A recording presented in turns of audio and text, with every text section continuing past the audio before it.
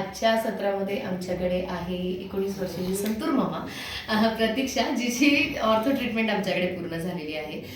खरं तर खूप सिन्सिअरली छान तिने ट्रीटमेंट पूर्ण करून घेतली. आज तिच्याकडून जाणून घेऊया थोडंसं की नक्की पहिल्यांदा कंडिशन काय होती आणि आता तिला कसं वाटतंय. सो प्रतीक्षा, पहिल्यांदा तुला काय प्रॉब्लेम होता म्हणून तू दवाखान्यात आली होतीस? दातांमध्ये शिवळ होते, त्याच्यामुळं बरोबर. ओके. सो दातामध्ये फट असल्यामुळे थोडंसं हसताना बोलताना कधी असं ऑकवर्ड वाटायचं, बरोबर की नाही? सो बेसिकली कॉन्फिडन्स थोडा कमी होऊन जायचा की बाबा दातात फट आहे, मग हसायचं कसं पटकन.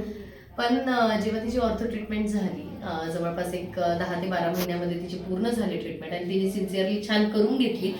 तिची बच्चू यायची आणि बाहेर बसायची सई, आणि तिने ही ट्रीटमेंट पूर्ण करून घेताना हायजीन असेल, सगळ्या गोष्टींची व्यवस्थित काळजी घेतली. आणि आता तुझी स्माईल प्लीज एकदा आम्हाला दाखव. आणि खूप छान तिचे दात आलेले आहेत, सगळे लाईनमध्ये आहेत. आणि आता हसताना काय वाटतं तुला?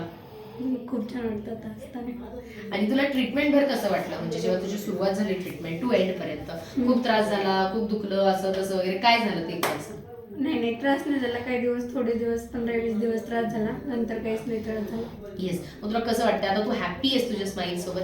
हां, खूप सारी हॅप्पी आहेस ना? आणि असंच इन्स्पिरेशनसाठी मी सांगितलं की तुमचं वय किती का असे ना, म्हणजे अगदी 7 वयापासून ते फार आमच्याकडचे जे सर आहेत ते 35 ते 40 वयापर्यंत तुम्ही कधीही ही ट्रीटमेंट करून घेऊ शकता. आणि ऑर्थो ट्रीटमेंटसाठीचे बरेचसे टॅबू आहेत लोकांच्या मनामध्ये, त्यावरती मी नंतर बोलेलच. पण आज फार छान वाटलं. प्रतीक्षाचं जेव्हा डिबॉन्डिंग होतं तेव्हा मी नव्हते, पण आज फार छान वाटलं. ती फॉलोअपला आली होती, व्यवस्थित काळजी घेते, सगळं छान स्वच्छ व्यवस्थित ठेवतीये. आणि असंच आपण जर कमी वयापासून आणि सर्वसामान्य बॅकग्राऊंड असताना सुद्धा जर आपण दातांची एवढी काळजी घेणारे उदाहरणं बघत असू तर मग आपल्याला सुद्धा या बाबतीमध्ये लक्ष देणं गरजेचं आहे. अँड थँक्यू प्रतीक्षा, खूप छान वाटलं तुझी ट्रीटमेंट करून. आणि जेव्हा क्लिनिकचे बर्थडेज वगैरे असतील तेव्हा नक्की सईला घेऊन ये आम्हाला. आणि कधीही आलीस, तुला काही प्रॉब्लेम असेल, तुला काही डाऊट्स असेल तर बिनधास्त येऊ शकतेस. ॲज फॉलोअपला तुला माहिती आहे आपल्याकडे काही चार्जेस नाही आहेत. ओके पक्का? आणि आणखी तू काय ट्रीटमेंट बाबतीत किंवा क्लिनिक बाबतीत सांगू शकतेस प्लीज एकदा? काय सांगू इच्छितेस तू? डॉक्टर्स कसे होते, स्टाफ कसा होता? खूप छान होते. क्षितिज सर, बाय द वे, ते जे तुझ्यावरती ट्रीटमेंट केली क्षितिज सर. अँड सो स्टाफ कसा होता माझा? खूप छान होते.